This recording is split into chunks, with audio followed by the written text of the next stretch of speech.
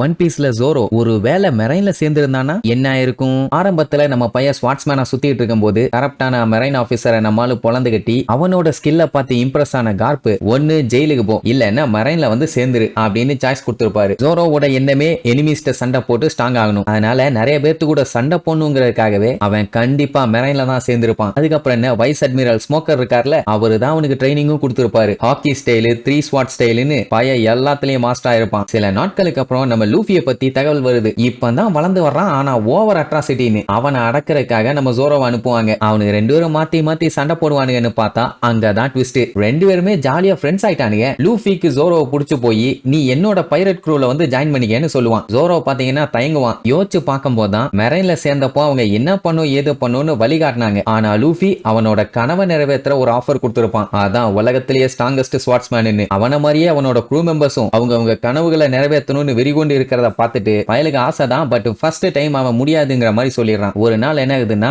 Admiral அக்கைனும் லூஃபிய போட்டு தள்ள ஜோரோக்கு order கொடுப்பாரு. ஒரு பெரிய கலவரமே ஸ்டார்ட் ஆகும். பட் ஜோரோ பாத்தீங்கன்னா லூஃபி கொடுத்த ஆஃபரை விட்டுட்டமேன்னு ஆல்ரெடி கொஞ்சம் கவலையில தான் இருந்திருப்பான். அவங்க கூட சண்டை போடும் போது அவங்கள முழுசா புரிஞ்சுக்கிறான். அதுக்கப்புறம் என்ன அவனோட மெரைன் பேட்ஜை வெட்டி தள்ளிட்டு லூஃபி பக்கம் போய் சேர்ந்துருவான். அவ்வளவுதான், ஜோரோ த பைரட் ஹண்டர் இப்போ ஜோரோ த பைரட்டா மாறிட்டான். அதுக்கப்புறம் என்ன மெரைனுக்கே துரோகம் பண்ணிட்டியாட் அப்படின்னு ஸ்மோக்கர் கடுப்பாயி ஜோரோவையும் போட்டு தள்ள கிளம்பிடுவாரு.